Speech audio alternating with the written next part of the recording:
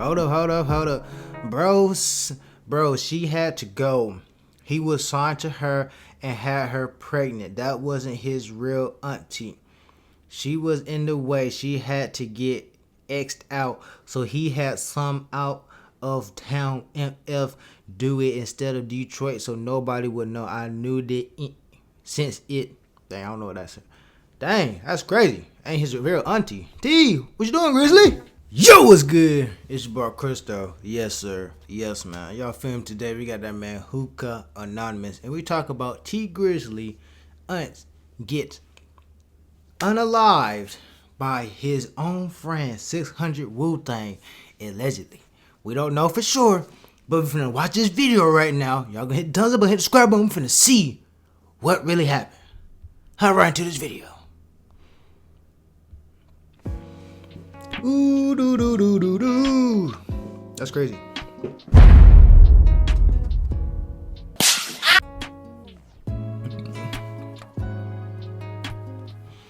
$600 Fuck, you know that everybody who killed everybody and popped everybody, but y'all know how 600 got down on Auntie though.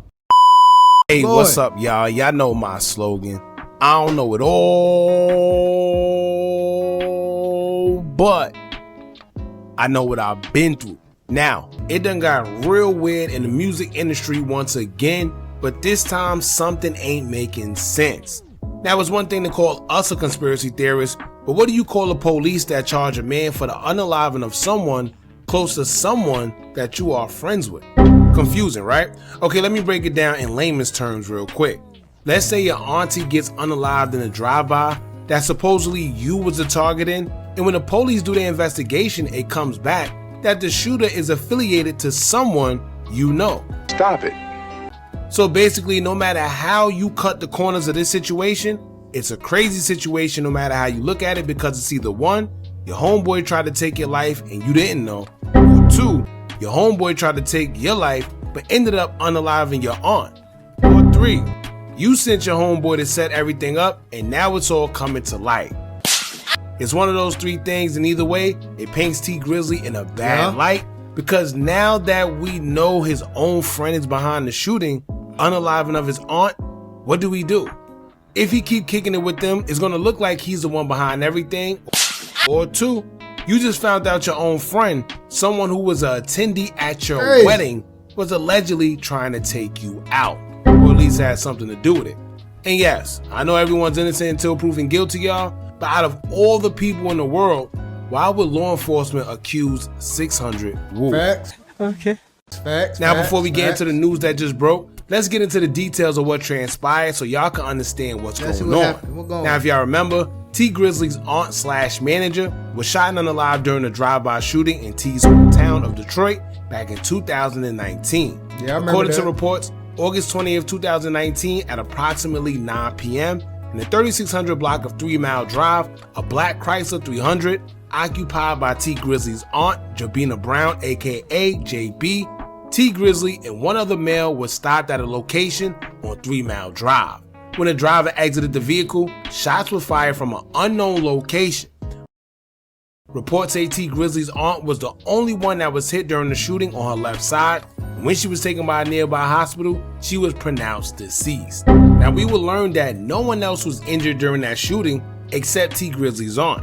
Now, from the beginning, I always said that this shooting was suspect because it didn't make much sense, and it's actually similar to the Philly rapper YBC Duel situation where he was shot and unalived as well. Whereas there's a drive-by shooting and somehow shots are fired at the car, but some way they only hit one person. In the YBC Duel situation, whoever did it had to be a sharpshooter to shoot as much time as they did and only strike him as he sat in the back seat during the drive-by shooting right next to the driver who wasn't hit at all. Not even a ricochet, a graze, nothing. And when it comes to T Grizzley's aunt slash manager, it was basically the same thing, but who would ever think that it may have been an inside job? Well, according to social media, because we haven't been able to find an accurate arrest record due to us not being able to find 600 Wu's real name, but it said that while he was already incarcerated for an unrelated charge, he has now been charged with the unaliving of T Grizzley's aunt/manager in 2019. Shout out to Detroit Hits because they will post official court records stating that 600 Wu was arrested the same day JB was unalive and caught with the same firearm used in her shooting. Crazy. In the court document, it'll say, quote, on or about August 20th, 2019, in the Eastern District of Michigan, the defendant Jermaine Whedon, knowing that he had been convicted of a crime punishable by imprisonment for a term exceeding 1 year, knowingly possessed a firearm, to wit, a Glock 23 .40 caliber semi-automatic handgun bearing serial number PAZ363, said firearm having been shipped and transported in interstate commerce in violation of Title 18 United States Code sections 922 and 924. Now I'm assuming this is why people are saying that he was the one behind the shooting, or he's the one that they gathered for it, because he was caught with the same weapon that was used. So whether they had information that he did it or not, surveillance, or he was snitched on, whatever the case may be, possession is 9/10 of the law. So if you got a weapon, let's say you didn't even do the crime. If you have the weapon that was involved in the shooting and you get caught with it, they're gonna assume that you was the one that did it. Simple as that. But let's get into some interesting details that may have been a motive behind her passing and why people are alleging that allegedly T Grizzley may have been behind it. So to understand where we're going with this, first and foremost, we have to understand that according to numerous of people, JB wasn't T Grizzley's real aunt. Everyone keeps saying, well, why would T want to get rid of his own aunt? Who would do something like that to their own aunt that they clearly love? Well, she was his manager, who he may have looked at as his auntie, but blood relation or marriage? No. Detroit rapper Sada Baby, who was also managed by JB, called her auntie as Crazy, well. girl. So it's clear that she may have been an auntie figure to these guys, but she wasn't necessarily their real aunt biologically or through marriage. Then to strengthen that claim, a woman who would identify herself as JB's actual cousin would go underneath a post of the claims that she was unalive by 600 Wu, and she would say, quote, my cousin was not his auntie, but his manager. Now here's where it gets weird. Normally I would point out something sacrificial because we know how that industry gets down. Whether it was due to trying to get the manager out the way so the artist could collect more money, or maybe just giving them a period to excel. And the way everything happened just didn't sit right with many people. But it will come out that it's deeper than just that, allegedly. It could have been that too, but it's been rumors circulating that one of the main reasons people feel T allegedly paid to get JB knocked off was because allegedly he got her pregnant. Whoa, calm down, Jamal. And keep in mind, this is around the time T was supposed to be living a straight and narrow life on a path to get married. Facts? Nope. So for it to come out that not only did he have intercourse with his manager/auntie, but to then get her pregnant as well, that'd be very detrimental for his career. One user in Detroit Hits comments would say, quote, T got her pregnant, and since he had a fiance, he called that hit on her. The whole M was plotted, them being in different cars yet going to the same location, and etc. T set the pic, they just thought that it wouldn't catch up to them. Hence, his turned his life around and no longer mentions JB or his acts in the streets. Remember, he's a streamer now. N-word rebranded like dirt before he got caught. Another user on Reddit would say, quote, bro, she had to go. He was signed to her and had her pregnant. That wasn't his real auntie. She was in the way. She had to get axed out, so he had some out-of-town MFs do it instead of Detroit so nobody would know. I knew this ish since it happened. Now, I don't know how true any of this is, but if you've been on Reddit since the situation with JB happened, you remember guys in the comments saying this. But let's be real.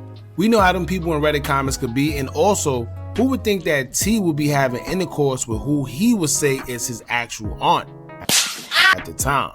But according to a lot of people who's actually from Detroit, they would claim this is old news and they've been saying it. Detroit Hits will also post a video of someone who actually told them this information back in 2024. Of course, like everyone else, they didn't take the user serious. He texted them first and sent audios, but in the DM, he would say, quote, JB, T Grizzley manager/auntie, got unalived by 600 OTF Buka, that backdoor a MF. Auntie got smoked by 600 Buka.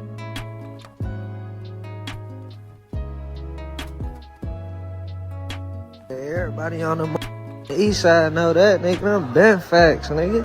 What is you talking about? How you don't know? You mean? You know that everybody who killed everybody and popped everybody, but you don't know how 600 got down on Auntie though. Bro, what you? What kind of crime reporter is you? You mean? Now he was a little off. I'm assuming when he said by 600 Buka, being that the affiliation between Buka and Wu, you know, them both being Chicago guys and 600, I guess that's what he meant. Who knows? But I told y'all before, a lot of times when y'all think that his blog is telling, most time the bloggers get their information from somewhere. And usually the information is given by people who's close to the situation, who knows a lot, wants the truth to be put out there, but they don't want to be the ones to do it themselves. Usually people do that because they fear for their life or don't want to be labeled as a snitch or whatever. And it seems like that's what happened here, as you can see, because this person been called. Now, like I said earlier, some people are saying, oh, these guys clicked up and they ended up getting snaked. But what if it wasn't a snake situation, right? What if allegedly she was backdoored for a reason none of us know? Because guess what? Why else would a 600 member, or let's say coincidentally a 600 member, have a reason to unallow T Grizzly's aunt? Plus, they were in separate cars when everything happened, according to people. Some say they was in the same car. Some say they was in different cars. Who knows? But at the end of the day, what a coincidence that she was the only one hit out of that whole situation. Now that everything hit the fan, for public perception and his career, his best bet is to act like he's distancing himself from 600 Buka and anybody from Chicago and play the role as if he don't know what's going on. Because if he continues to have a relationship with any of them, it's going to make him look like he had something to do with his manager getting unalive. So he's screwed all across the board. And it's hard to believe that T didn't know what was going on, and even if he didn't, then now it falls on 600 Buka. You mean to tell me Buka didn't know anything as well? How? Who put 600 Wu up to this, and why? And I'm telling you right now, if 600 Wu decides to talk, being that he's pretty much caught and gonna have to take the rap for this, then it's really game over. But at the end of the day, the ultimate question is, why would a Chicago dude want to crash out in Detroit?